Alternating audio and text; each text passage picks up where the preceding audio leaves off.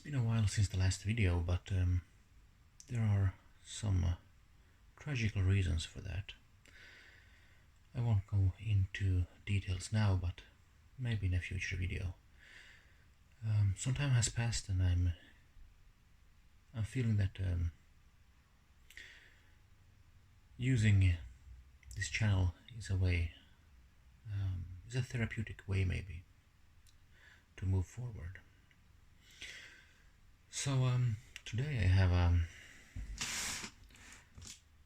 a large box here, and this time it's a product that I got to test via Smartson, which is a platform where you can get things to test and try, and in this case I got to buy it for half the price.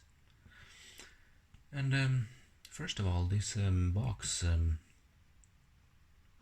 seems fairly large, and shaking it around I can feel something clearly moving about in there. So the packaging is clearly too large, and ideally things should not move inside. This specific product is delivered from HP, Hewlett Packard, and let's open this up. I have the choice of 3 knives. Let's choose this one.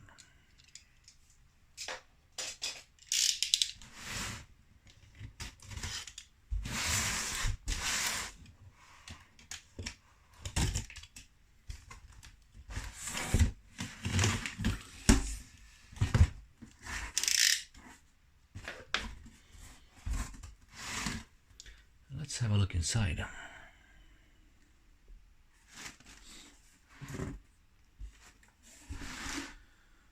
Well, at a first glance, there's a lot of air-filled pockets, pillows, which is always good. And these are, of course, reusable for when sending something yourself. But on the other hand, I mean, yeah, they're fairly loose inside there, and then there's a little something in there, and no wonder it was moving about. But at least they put it in this way, so it stayed in this upright sort of direction. So I don't suspect that anything bad happened to it, but you can clearly see that the box is hugely oversized. So unfortunately these large companies are still oversizing their packaging, which is bad for several reasons, of course. One of them being, well, this box takes up a lot of space in transportation, so more boxes could have been transported in the same truck. Anyway,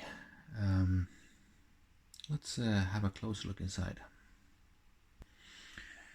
So first of all, what I can see is we have a box,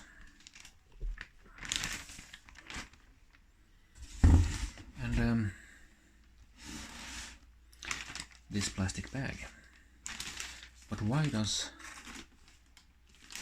the outer protecting box need a large extra piece of plastic around it? Well, that's the question. I suppose to protect the sort of glossy finish that I applied here, so it won't get scratched or something. But to me that seems a bit, I don't know, it's yeah,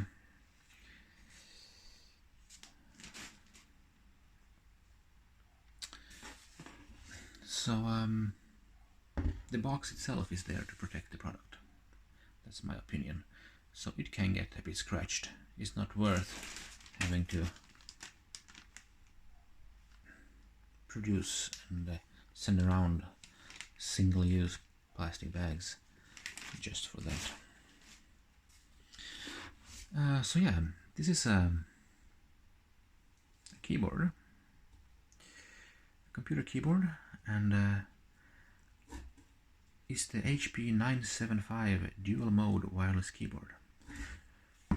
Dual mode, I suspect, in the sense that it can operate both via Bluetooth and via what I believe is an included proprietary dongle. And that you can use it with 3 computers at a time, and by selecting, I believe, 1, 2 via Bluetooth or via the dongle. So I have a similar keyboard from Logitech, so I thought it looks almost identical. It will be interesting to compare which one is the better one, the Logitech or the HP one. And if we have a look at on the side here in the box, we can connect up to 3 devices, 20 plus programmable shortcut keys, and HP Accessory Center supported. Whatever that is. Further, we have some more instructions and features. Easily pair your peripherals using Microsoft Swift Pair. We'll see how that works. Consistent, quiet and comfortable keys with proximity activated backlight. Yeah, that is also available on the Logitech keyboard that I have. We will compare them later on. Rechargeable battery that lasts over 6 months. But then there's a number 2 there. So let's see what it means. Number 2, battery life based on 5-day week, 8 hours per day. Actual battery life will vary with use and environmental conditions, and will naturally decrease with time and usage. Okay, and then it says something here about HP Accessory Center software available for download. Okay, Logitech has their Logi Options software. So plastics consist of 20% post-consumer recycled materials. HP standard 1-year limited warranty. Yeah, 1-year limited warranty. I mean, based on the way the packaging and everything, it seems pretty premium. And 1-year warranty in the year of 2023 does not convey premiumness to me. At least 2 years, perhaps 3 years would be nice. And since they actually mentioned that battery time will decrease with use and time, then maybe the battery should be replaceable. But I suspect that it is not. I don't know, however. So and yeah, since they're mentioning plastics consist of 20% post-consumer recycled materials, so they're clearly trying to convey their environmental friendliness, but at the same time they supply it in a hugely oversized box that clearly would fit maybe, yeah, I mean maybe 7 or 8 of those here, 6 or 8, and then a couple of them stacked lying flat on top, so maybe 13 keyboards instead of 1. And also, yeah, those 20% plastics, some of them ended up in this useless bag that doesn't fill any function. this shipping material, okay, that's nice. That can be reused. Anyway, let's open the box up. I think there's not much more information here, so let's open it up. Right, so before opening this up, I just want to clarify that, like I said, I got to buy this for 50% off, which means I paid about around $55 equivalent. And yeah, so despite paying 50% less for it, I still paid for it 50%, half the price, and the deal was to supply an honest review, and that's exactly what I plan to do. So I have no intention of let's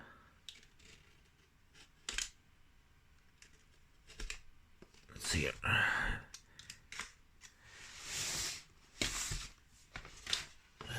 Speaking well about HP, for instance, just because I got to buy it for half price. So that's not my intention on this.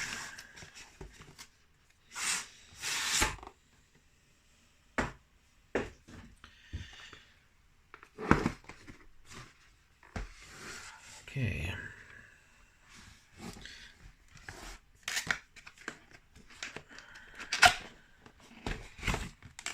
But hopefully this is a good keyboard.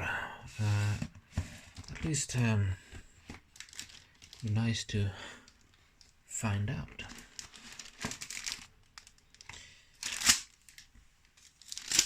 Okay, so interestingly enough, it comes in sort of a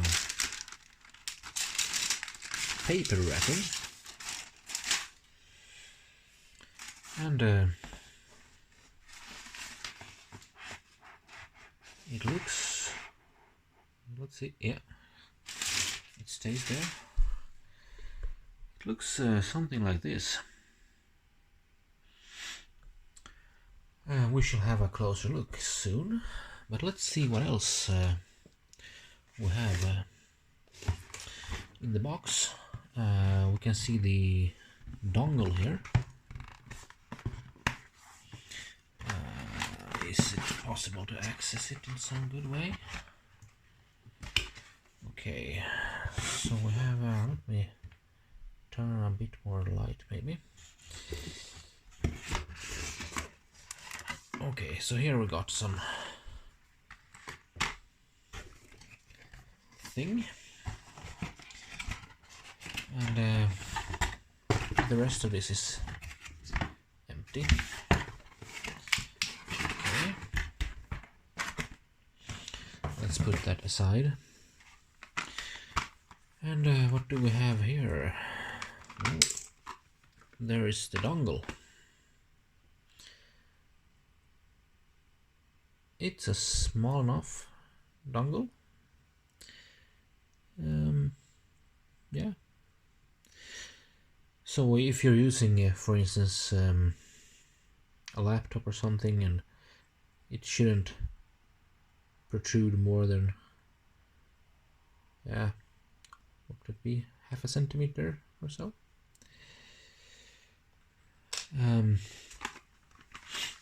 So let's see what we have in here.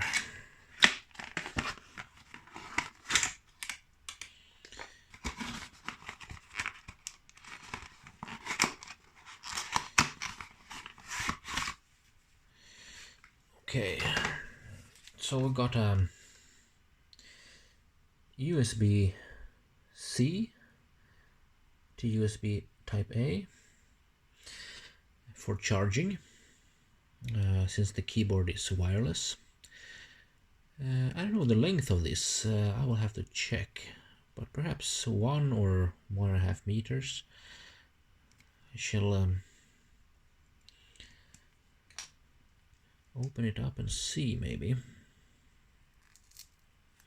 So I have some sticky piece of paper.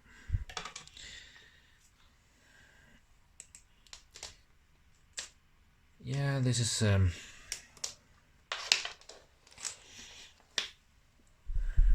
see here. I believe that's about a meter.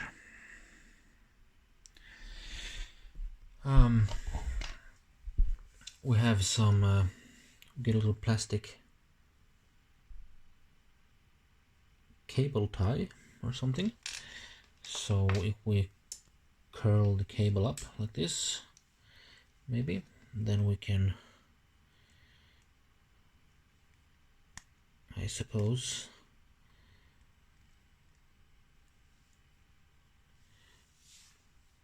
keep the cables or the cable tidy enough when we're not charging the keyboard. Okay, but let's put that aside as well. And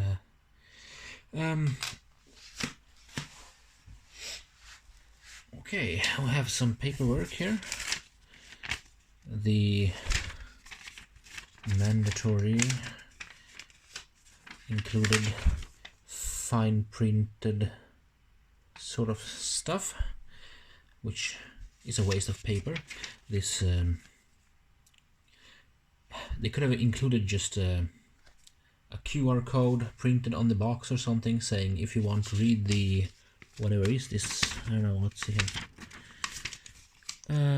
Yeah, HP worldwide limited warranty and technical support for accessories. I suppose this document is available on the HP website, and why not just print a QR code on the box somewhere to access the HP worldwide limited warranty and technical support for accessories document. Then this paper would not have to exist.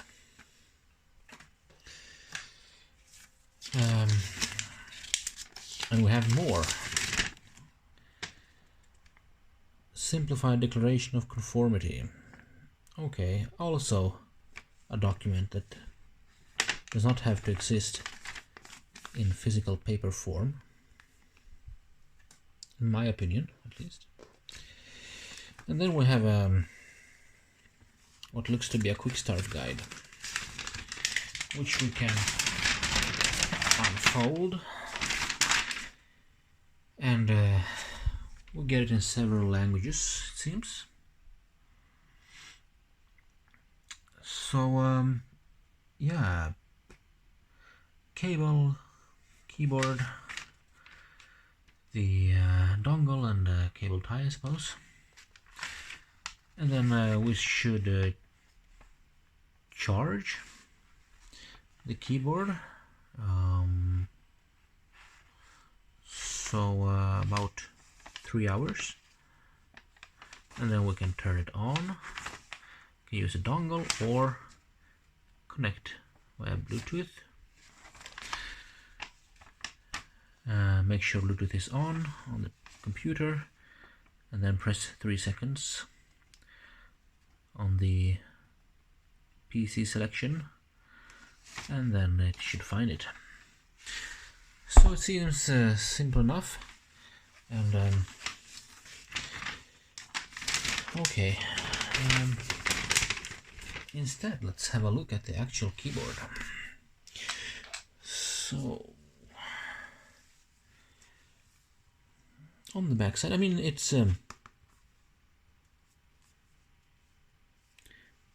plastic, I suppose,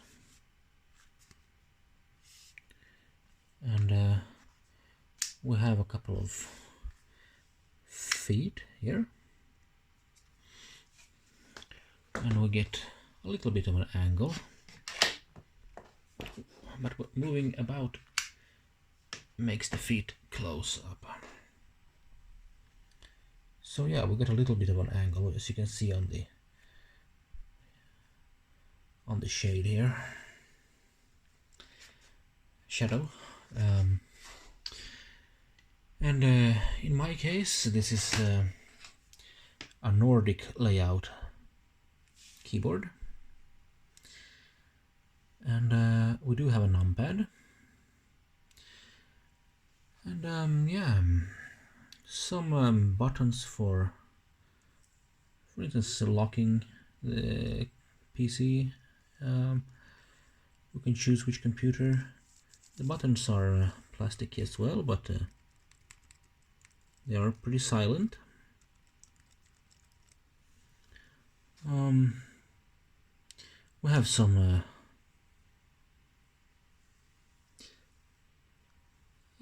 extra feature buttons here, doubling down with the F keys.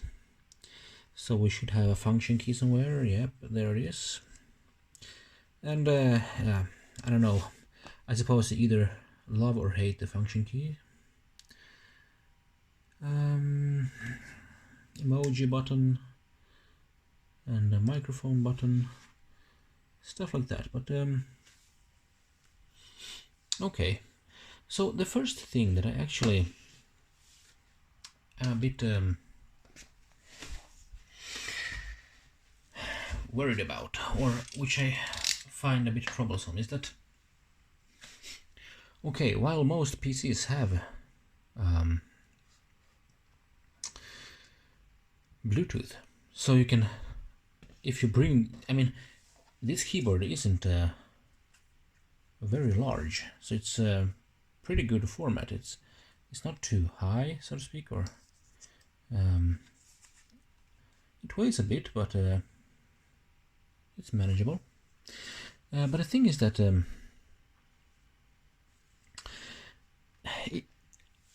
if you need the dongle and you want to take the keyboard with you somewhere and use a dongle to whichever computer, because once you program these ones with Bluetooth to specific computers, then perhaps, I mean, then you have to reconnect and to a new computer somewhere if you bring this somewhere. So the dongle is very nice in that way that if you choose the dongle here as the endpoint for a connection, then whichever PC you plug in this dongle into, this button will always connect to the PC having the dongle inserted. But then I don't really see where I can put this dongle on the keyboard to bring it with me so that I don't lose it. And even HP themselves seem to have that problem, because the dongle was inserted here, if I don't recall incorrectly, on this piece of cardboard box. So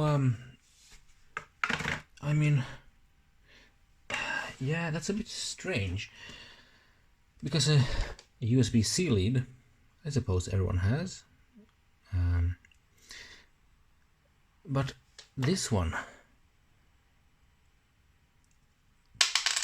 yeah, I mean, there's a reason that for instance, computer mice usually have a compartment where you can insert such dongles, because if you bring it with you, then you have the dongle inside the battery compartment or so in the mouse. But yeah, why not? Why couldn't they have put a little bit of a plastic compartment here somewhere with a lid or something that would hold the dongle? And if I'm not using it for a while, if I place it there, I know it's there, and not connected to some computer which I don't remember after a while. So I think that's a bit of a shame.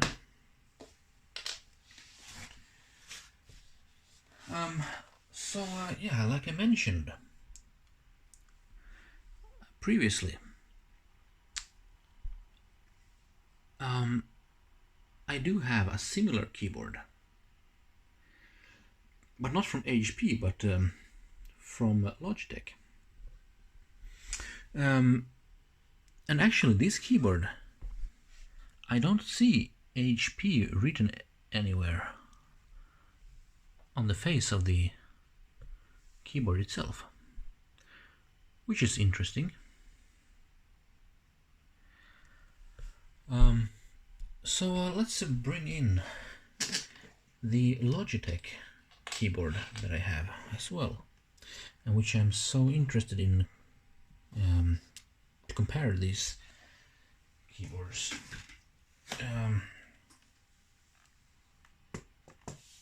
Okay, let's have a top-down look. So this is the Logitech keyboard, and we can see that we have it says Logi here. So Logitech did take the opportunity to actually print their logo somewhere on the front face. The difference isn't huge. I mean, we have the computer selection buttons, and we have them here as well. This also had a dongle available. We have pretty much same layout, the lock here and lock there, stuff like that. So we can see a little bit of difference, that the Logitech keyboard has indentations in each key, which might be good or bad, I don't know, compared to this one.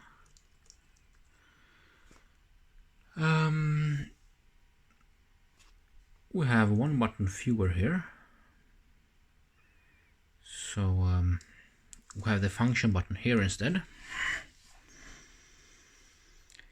Instead of the emoji, perhaps. But this keyboard, let's have a look at it.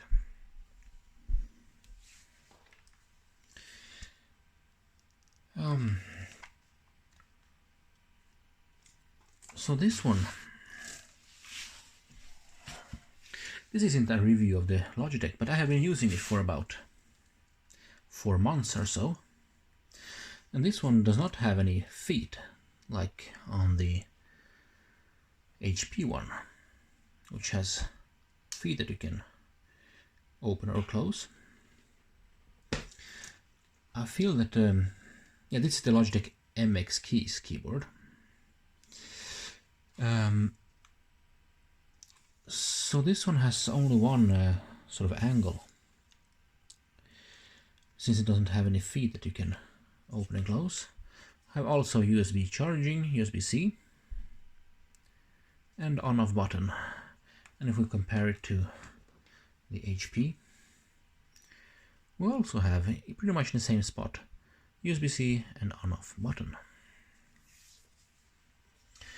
So let's compare them a little closer. If I place this one here and this one here,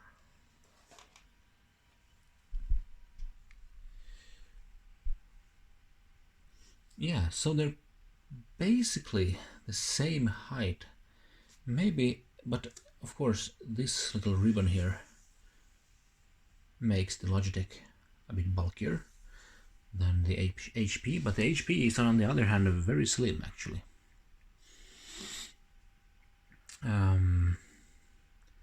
Maybe even without this ribbon, the Logitech is a bit bulkier, but pretty much the same. Let's check the lengths.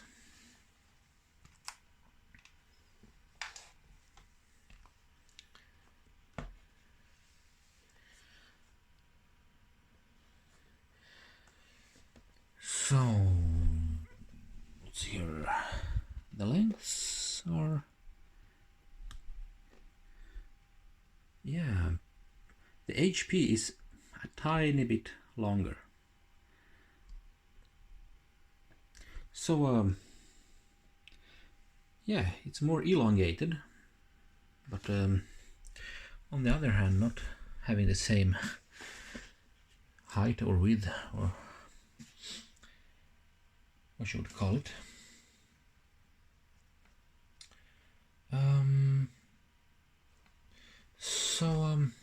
Yeah, what's the look and feel?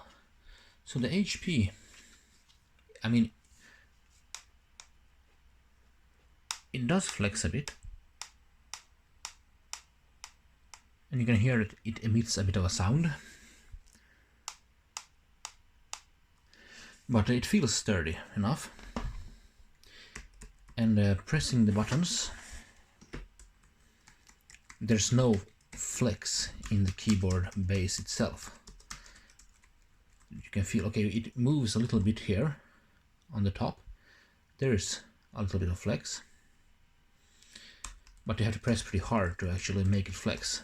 Just typing like this, you feel no flexing at all. On the Logitech, it feels quite a lot heavier. We shall check how much it differs.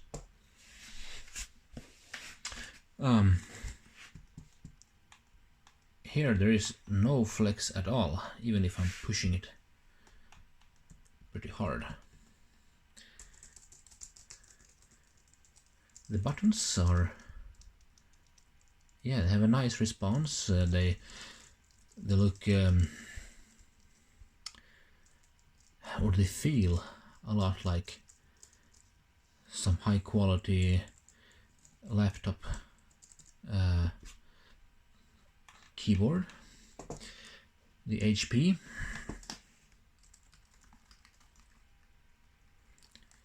yeah, they're also nice.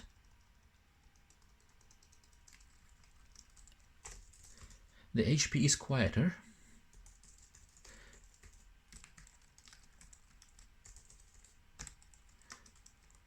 Has a more dull sound, but it also has a more dull feel, tactile feel.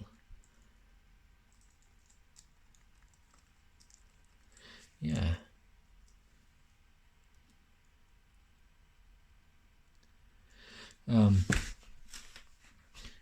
The buttons themselves require about the same amount of force, I would say, to push, and it's not a whole lot that you need to push. And I believe that on both keyboards the distance that the key travels to the bottom is about, it feels the same pretty much.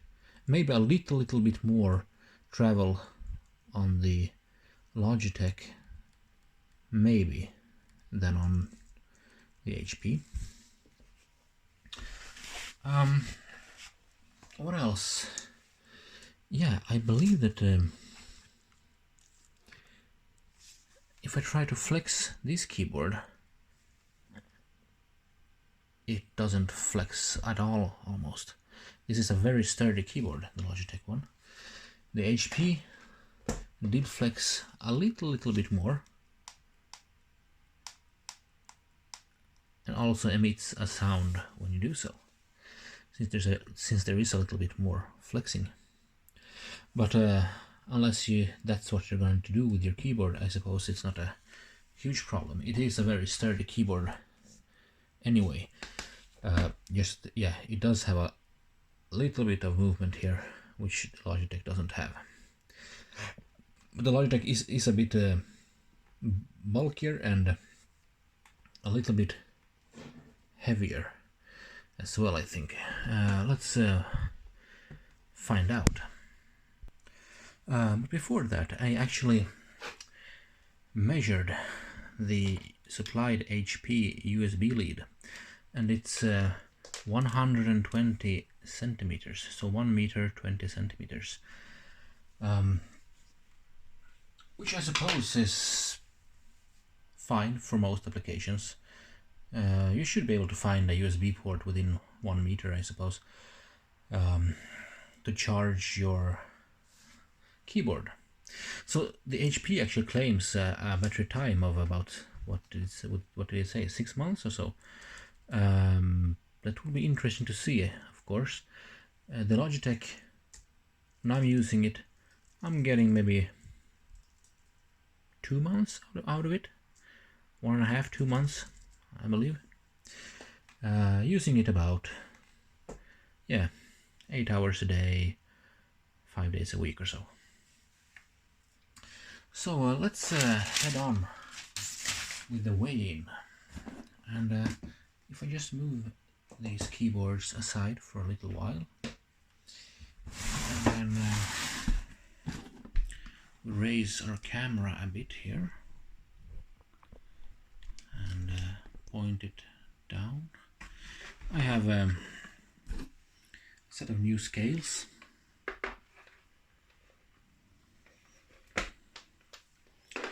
With an external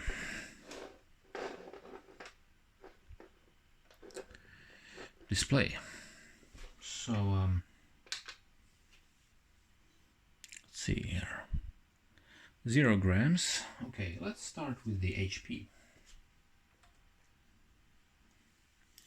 628 grams. That's 1 pound 6.3 ounces,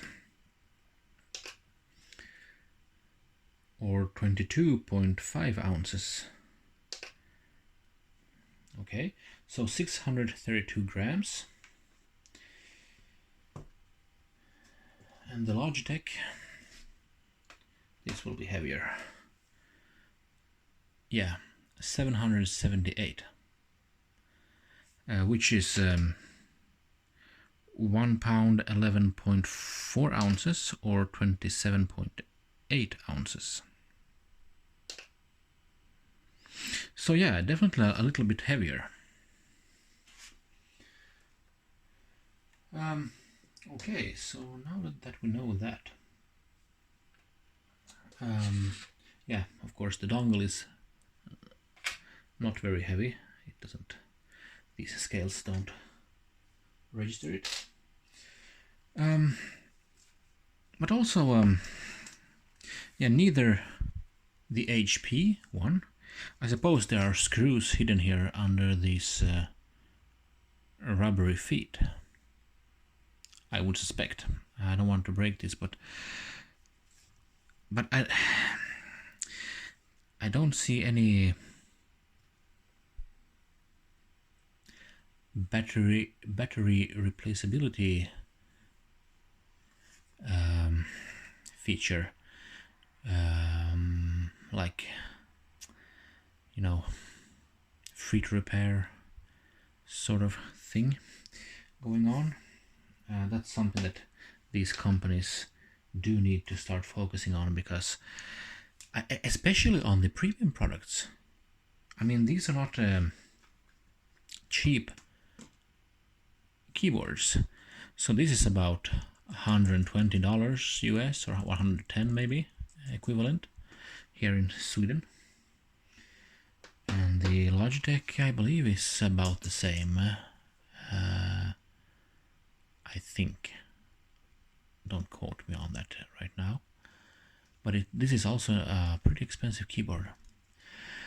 And for that price, I mean, I would have expected a little hatch here somewhere, and then there being like 18650 cells going all the way here, giving me all that 6 months battery time or something. And then when the cells go bad, you simply remove them and buy new ones and insert them, and you're good to go again. Because yeah, built-in batteries is not unreplaceable. Okay, of course they are replaceable, but an end user of any sort of, with any technical skill, should be able to change the battery. Okay, this doesn't have to be waterproof. This doesn't have to be anything. It only has to have a replaceable battery, which would be very nice. And especially if you don't want to have leads like this, having to constantly, but yeah, I mean, you have to plug that in, and then every few months or so have to find this lead or some other USB lead and plug it in and wait for it to charge before it becomes wireless again. There should be an option to just replace the battery. I mean, we have replaceable lithium-ion batteries today, like 18650s, and both thinner and thicker types, and it shouldn't be such a taboo subject to expect whatever wireless or battery-powered product to have the option to easily replace the battery. I find it a bit hard to understand why that is such a taboo subject. And even online, when you talk about replaceable batteries in mobile phones or whatever, even end users tend to sort of look down upon you often, for some reason. And I don't know why, but when I had a mobile phone, it was the LG G4 and G3 many years ago. Then I had several batteries for it, and I switched them and had a separate charger for the batteries, and I was like up to 100% every time. If I was at work and at the end of the workday battery was at 20%, I removed it from the phone, inserted a fully charged one, and then I could head home, and I had plenty of power for the next, for the evening and the night, and then the morning. And I came back to work and I just used it until the battery was low again and just replaced it. It was very nice, and whenever you're traveling somewhere, you don't have to have a lot of cables and chargers with you. You just bring a couple of thin batteries with you and just replace them if you're away for a couple of days or so. So, okay, I understand it. The battery time in these products is pretty large, but batteries age not only when you use them, they age with time. And as time goes by, I think it's a bit much from these companies to expect me to buy $120, $130 keyboards every couple of years. Especially on the premium segment, I have already made a large purchase. Now if I am about to recommend the products, like, okay, this is a rant, right? So you can jump over this part if you don't like rants, but if I have already paid a premium price, what I would like to do is to get the product and I see that, yes, it's not flexing, it's not plastic, it's titanium or whatever, and the battery is easily replaceable, and everything is nice. I can see that the product will last for many years, and if I as a consumer like the fact that I can buy a more expensive product and keep it for longer, and for instance replace the keys themselves when they get dirty and lose maybe print or something.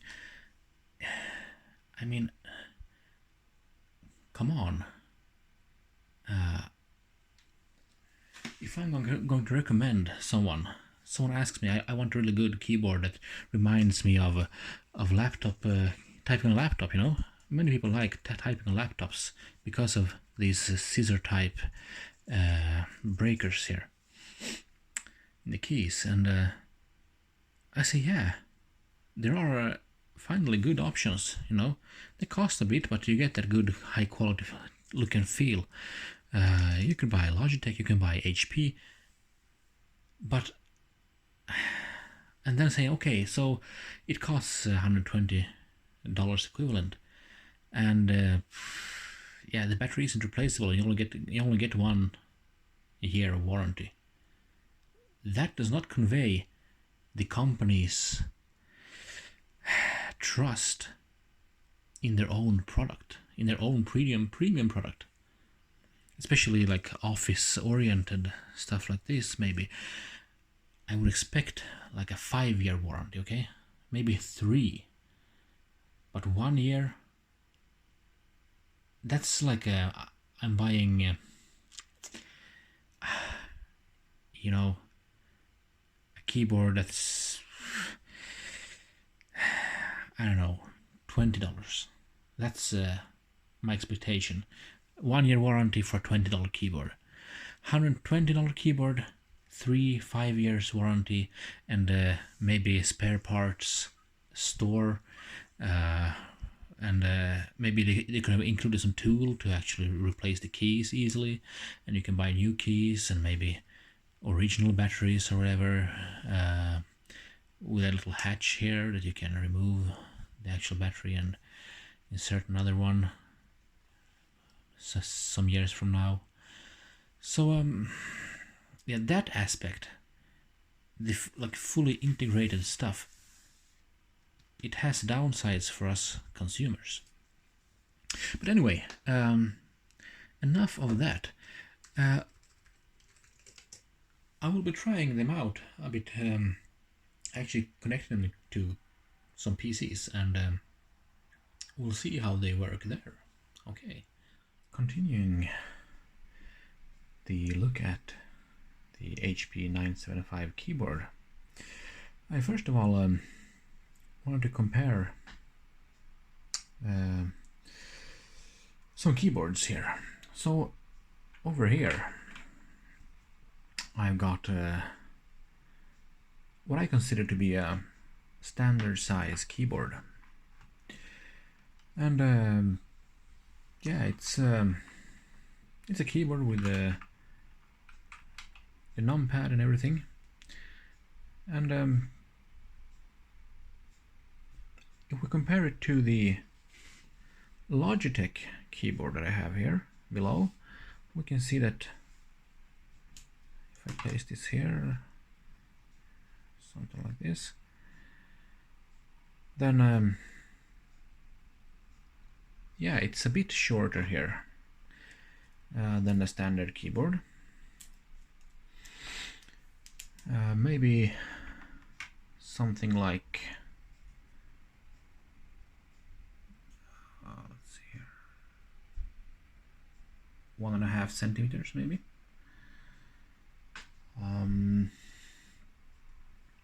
And the Logitech is about 13 centimeters this direction, and about, let's see here, 15 for the standard keyboard one. And the length, total length, is about 40, let's see here, yeah, 42 centimeters on the Logitech. So now that we have seen that, let's move this keyboard aside and move this one a bit as well, and I shall bring in the HP keyboard. Okay, so the HP keyboard here at the bottom, closest to me, and the Logitech over here. So let's have a look at what this measures. yeah, 11.5, and the Logitech was 13 or so, I believe. Let's just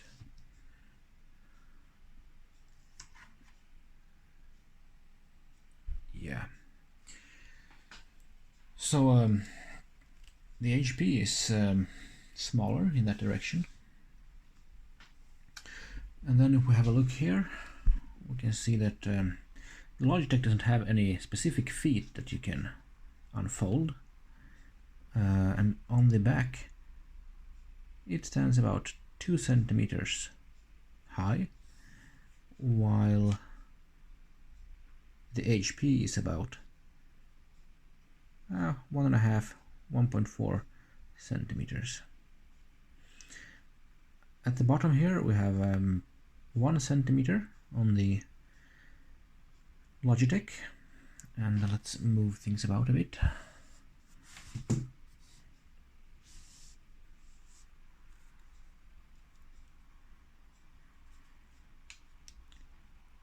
Yeah, 0.9 or so, I think, or 1 centimeter as well on the HP. So they're pretty much the same slimness, but the Logitech doesn't have any adjustable feet or unfoldable like this one the HP has. And if we unfold them on the HP, then we have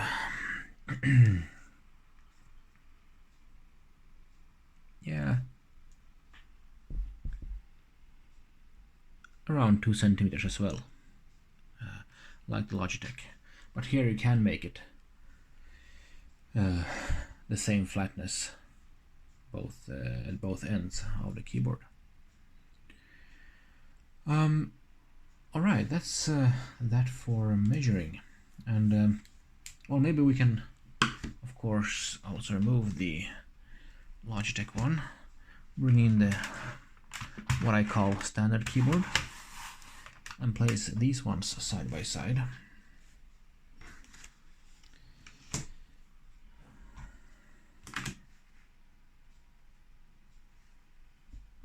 Let's see here, something like this. And yeah, it is as well a little bit shorter than the standard keyboard on the back, about 1.5 centimeters. Yeah, so pretty much the same as the Logitech MX keys.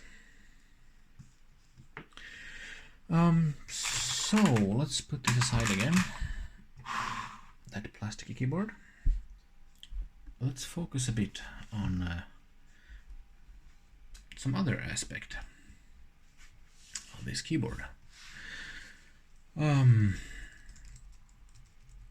Yeah, so before actually turning it on and starting to use it, it needs to be charged for about 3 hours, it said on the packaging. So my idea is to put this on a charge and let's see how fast it charges and at what current, stuff like that. I will use the included USB-C lead, and I will fetch my USB tester and we shall have a look. And for this purpose I have now prepared an all-key charger, which is quick charge 2 capable, so it can put out both 5 volts, 9 volts and 12 volts, 2 amps on 5 and 9 and 1.5 amps on 12 volts. But I don't think that this keyboard is quick charge capable. And I have also connected my Klein Tools USB tester.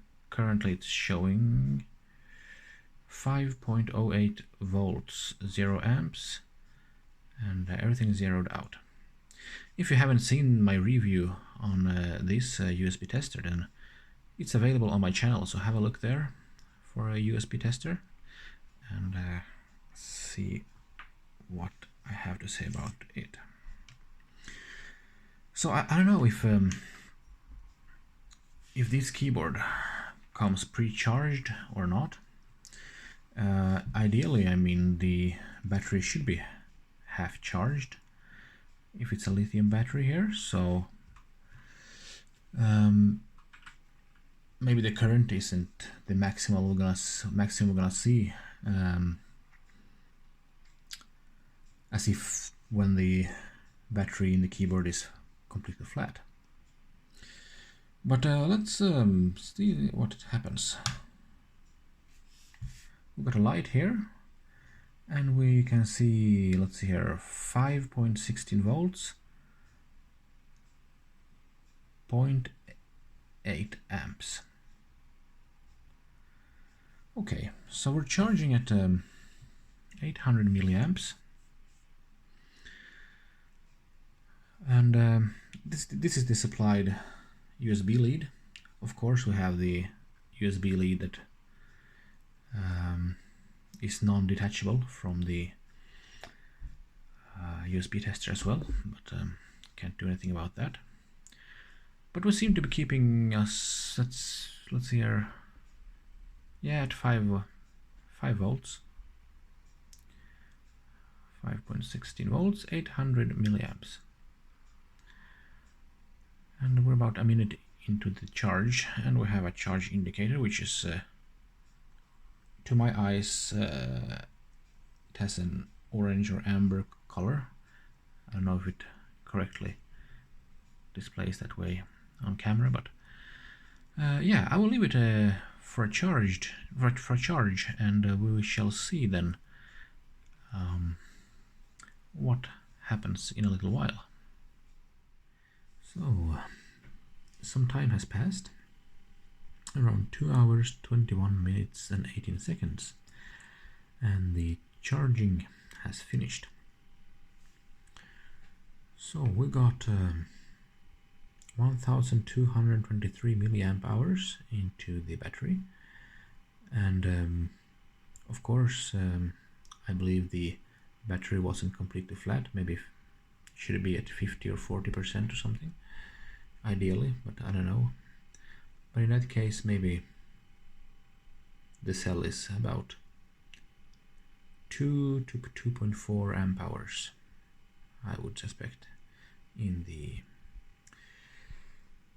keyboard. Okay, so we can see that it has cut off charging completely. So this LED has turned white, and we are now ready to try out the new keyboard. Alright, so I've got the HP 975 keyboard here, and let's turn it on. It lights up slightly.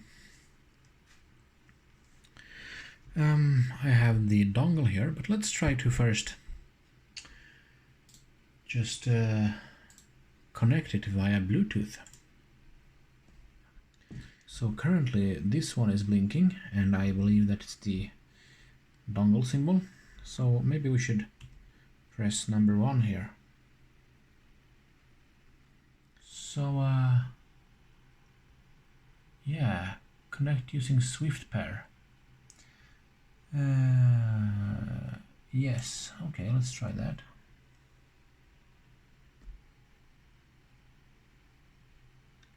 Connect. Maybe we can close that one. Enter pin below. So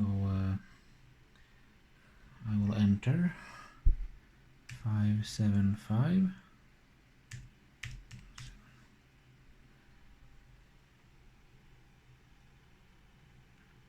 It is connecting.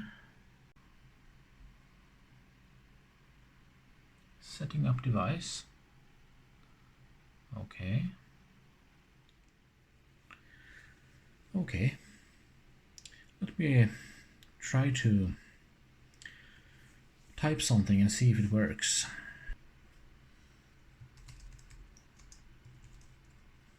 Oops, Word. Hello Word. Hello world. So I'm used to my Logitech MX keys keyboard, so I might mistype a bit here, but I've been using it with another computer for a while, and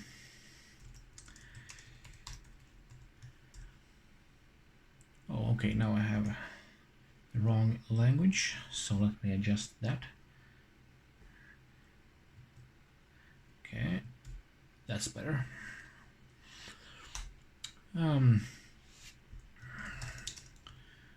Oops. This is the review of the HP 975 dual mode keyboard.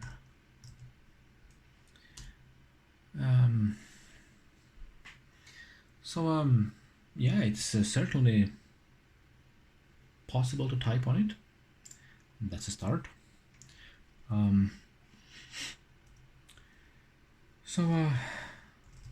What does it feel like to type on this keyboard? Well, it is pretty good, actually. So,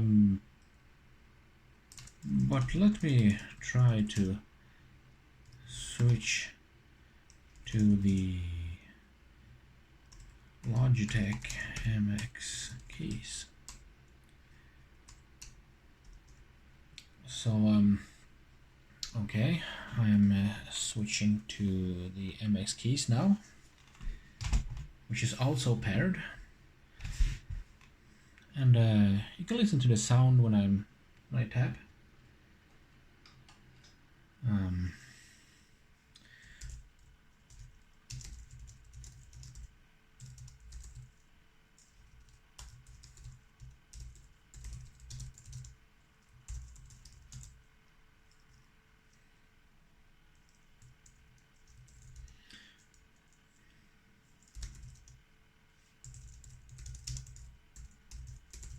Yeah, the keys do have a slightly higher resistance, so you need a little bit more force on the MX keys than you need on the HP 975.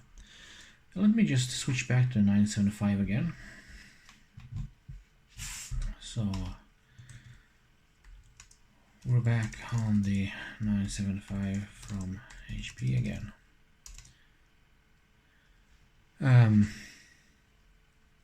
Yeah, for sure the keys are a lot lighter to press, but the keys feel a little bit more plasticky than on the MX. So let me switch view to the keyboards here. Okay, so I am now typing on the HP 975 again. It is a quite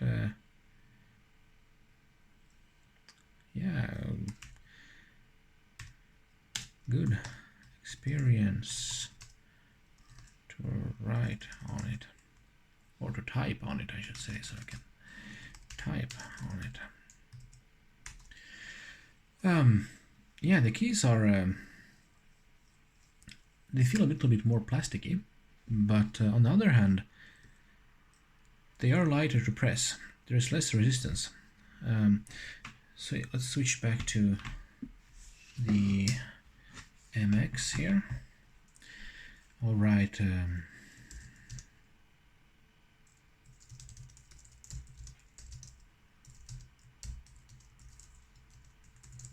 Now I'm typing on the MX keys again. The keys do feel like they are a bit, or they require a bit more force to press. So yeah, after having tried this HP keyboard, the Logitech does feel like it needs a lot more force to press, and that feeling remains, even though I have been switching between these two for the last week or so. And yeah, actually I don't know, both are very nice keyboards actually. So I'm using this for coding and typing text and everyday tasks, and it has worked well. Ergonomically, they are very flat, like I mentioned in the previous video. The HP can be made even flatter. So let's try to type with the keyboard completely flat. It's a bit harder for me. I'm used to having a little incline here, but it's not huge on incline, so that works perfectly. It does feel like a nice keyboard. Maybe that the keys feel a little more plasticky on the HP than on the Logitech. These ones feel like they are solid, and these ones feel a bit hollow, if you know what I mean. Otherwise, what else do we have? We can adjust the keyboard backlight here. So now it's off. Now it's slightly on, a little bit more, and off. So okay, yeah, interesting. So this keyboard should be able to switch between different computers by pressing these keys here. So the first computer here was number 1. Let me try to switch to another computer, but let's this time use the dongle. So I will connect the dongle to a USB port, and let's see what happens on the second computer. Okay, so it's a bit weird. I have a small mini PC here, which is HP, and I have connected the dongle here, but it doesn't work in this computer. I don't know if it's because it can't deliver enough current on the USB port, but I've tried to disconnect other receivers and that didn't help. So I don't know what's going on with that one, but it did work on the first computer I had. So let's try to switch it all again. So connecting this one to this computer, and let's check the screen. I will start by pressing the dongle button, and let's check if we can type. So let me bring this in and just start typing. Yeah, it works, and we're on the dongle mode, and continue typing. For some reason that didn't work. The dongle didn't work with my mini HP PC. Maybe I'm drawing too much current anyway on the USB ports. They're all occupied with devices, so that's odd.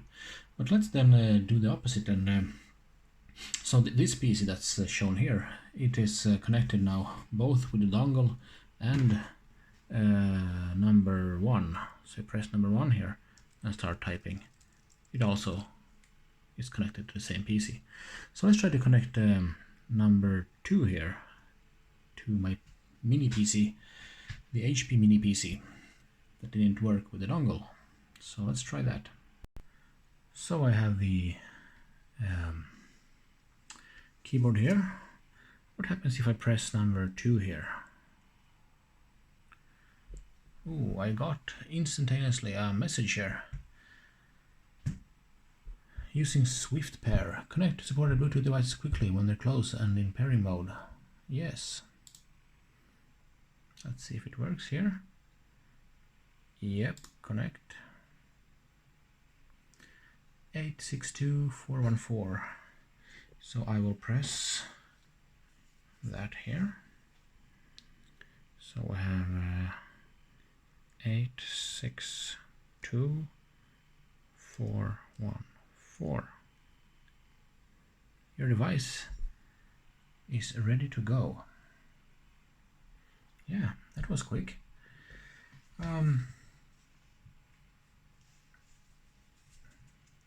Interesting.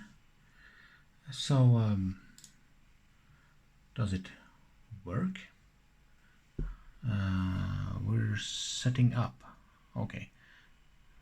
And now we have it connected. So it's HP 970 or 975 series keyboard, 100% battery. Okay. And it says device ready. So let's see if it switches between them fast. Now I have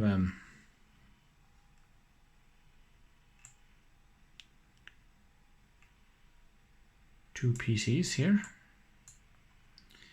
and I will see how fast they switch. So I have the cursor in the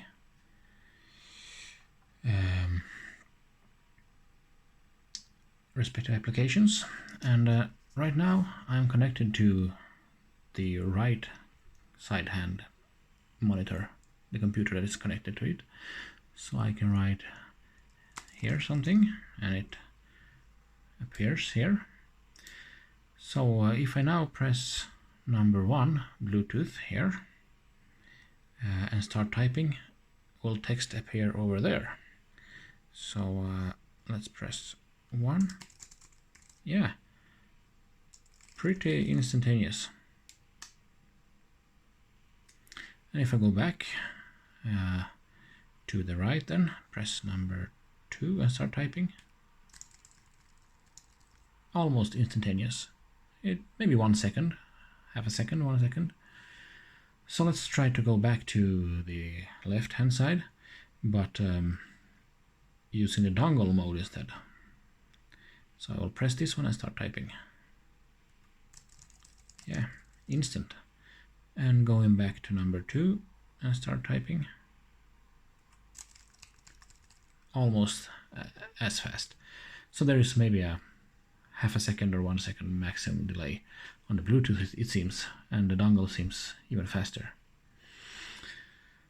So yeah, very practical, and that feature is also available, of course, on the Logitech MX keys. You have dongle and 2 PCs. Or actually on the MX keys you can choose, I believe, whichever should be the dongle PC.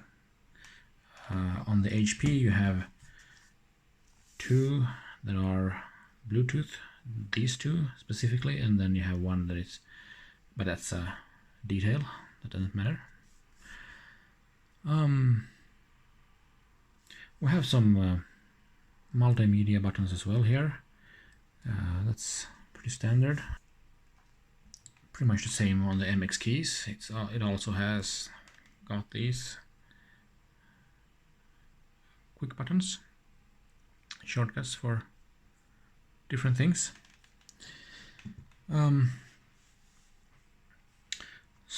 Yes, now that we know that that works pretty well actually, and let's check out the HP software, which was called, let's have a look, I believe it's called HP Accessory Center. So let's see what HP Accessory Center is. According to HP themselves, we shall install HP Accessory Center by going to Microsoft Store and then search for HP Accessory Center and download it from there. So let's do that. And just to be clear, the HP Accessory Center is not mandatory to use the keyboard.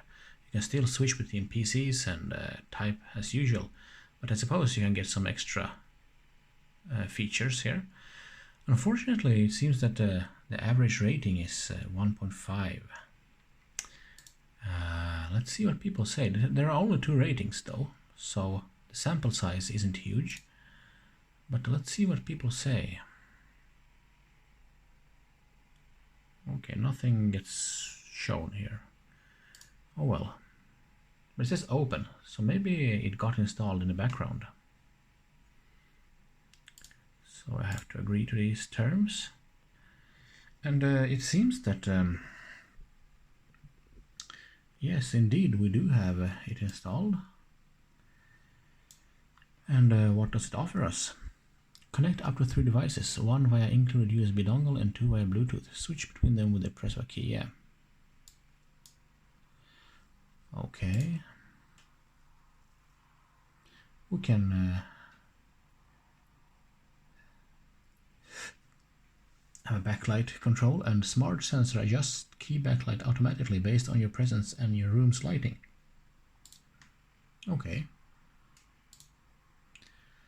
That's pretty nice. I believe that the Logitech MX keys has the same feature. 24 customizable keys. Customize any of the highlighted keys to open your favorite app or other tool. Toggle between the media and function key. Okay. So what have we got here? Let's have a look. 100% battery. We are connected via Bluetooth, it seems. Fair enough. App specific settings. So maybe we can have different settings based on different apps.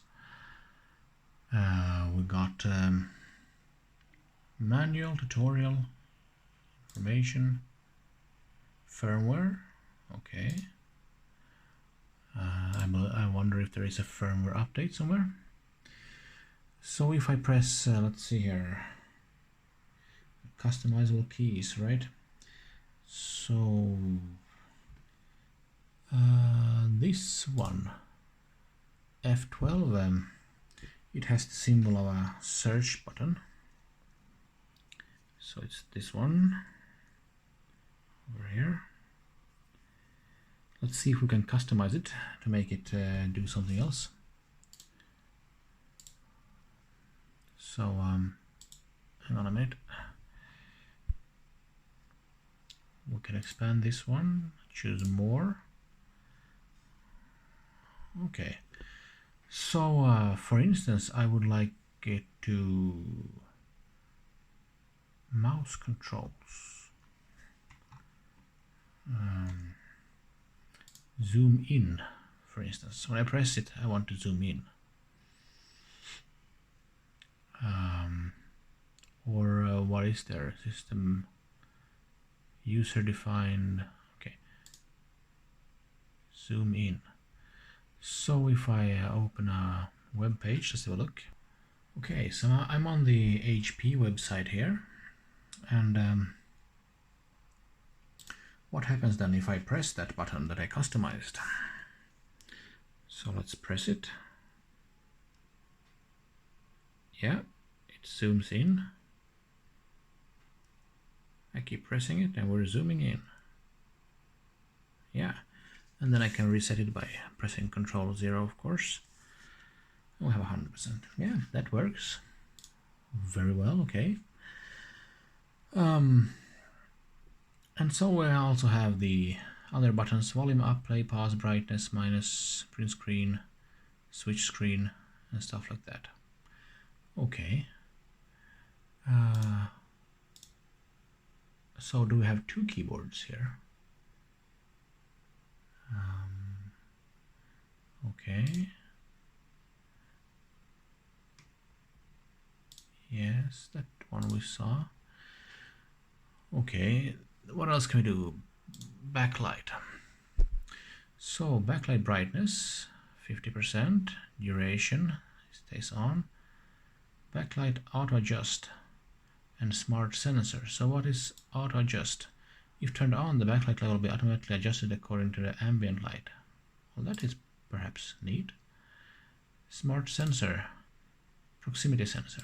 Okay, so I suppose that if I close in on the keyboard it lights up, and that's something that the MX keys from Logitech also does.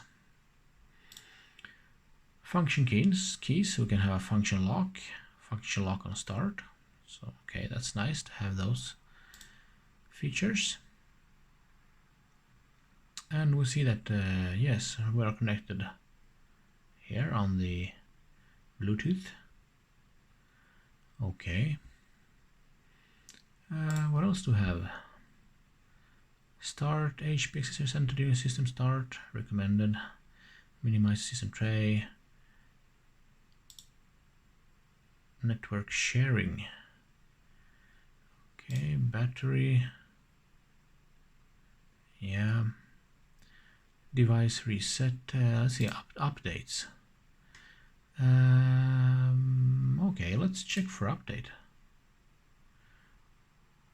Yeah, there is a new firmware. So the software didn't alert me of this immediately on its own, but let's do the update and see what happens. So current version is 103.9, and it seems to be installing maybe.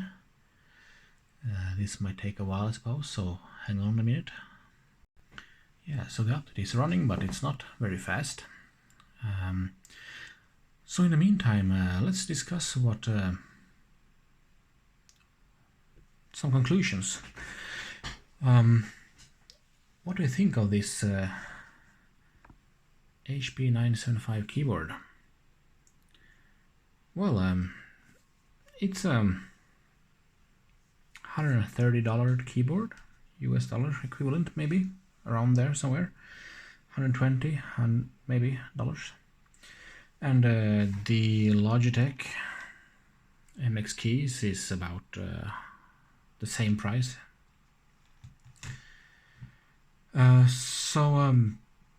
Yeah, like I mentioned, there are a few drawbacks and a few pros as well. I do like both keyboards, I must say, but running the Logitech MX, I can state that the switching between computers is just as fast as on the HP, and works well pretty much every time, and it seems to do that on the HP as well. So no real drawbacks there with the HP in comparison. What I didn't like was that the HP is a bit, you can hear the sound. It's not as sturdy as the Logitech. The Logitech does not bend in any direction, but the HP is still sturdy while writing or typing on it. The font on the actual keyboard, so the letters and numbers here are slightly larger, I believe, on the HP than on the Logitech. So let's compare them side by side a bit.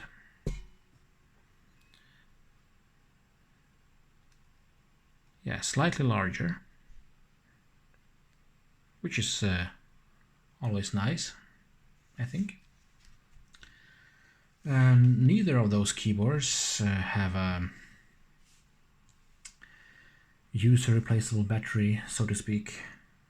They are of course replaceable, and there are replacements at least for the Logitech, I know, but it's not like an 18650 cell or something that you can just replace whenever you want with a generic cell. So that's unfortunate, because the specialized cells are quite expensive. And you have to remove some rubber feet from beneath to find hidden screws and so on. So But yeah, the HP is it's a nice keyboard. I didn't before I started using the HP, I thought that the Logitech MX had a pretty nice touch and feel, and pressing the buttons. If I just turn it off, so pressing the buttons was pretty easy, and I have come to be accustomed to it. But now with the HP, it is its keys are the feel of them. It's a bit more plasticky. Like I said, they feel more. The keys themselves feel like they're hollow plastic to a greater extent than on the MX. On the MX, the keys are they feel solid, more so than on the HP. But on the other hand, the HP does not require as much force at all to press the keys, and I sort of started favoring that actually. Going back from the HP to the Logitech felt a bit weird at first, because I started to realize that I have to press harder and on the Logitech, and it felt odd after having used the HP for a little while. So basically I would say both keyboards are fine. They both have at least decent software where you can do the basic things that you want to do. Update firmware, let's see if it actually manages to do so correctly. But yeah, they both work, and that's a good thing.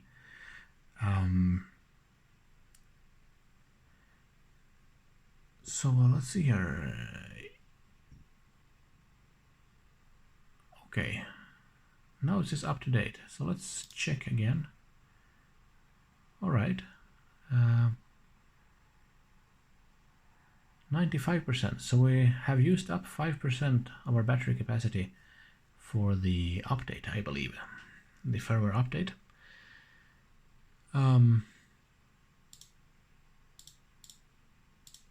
So let's see here. Information. Now we can see firmware version 1.04, and we were at 1.03 something earlier, so that seems to have worked.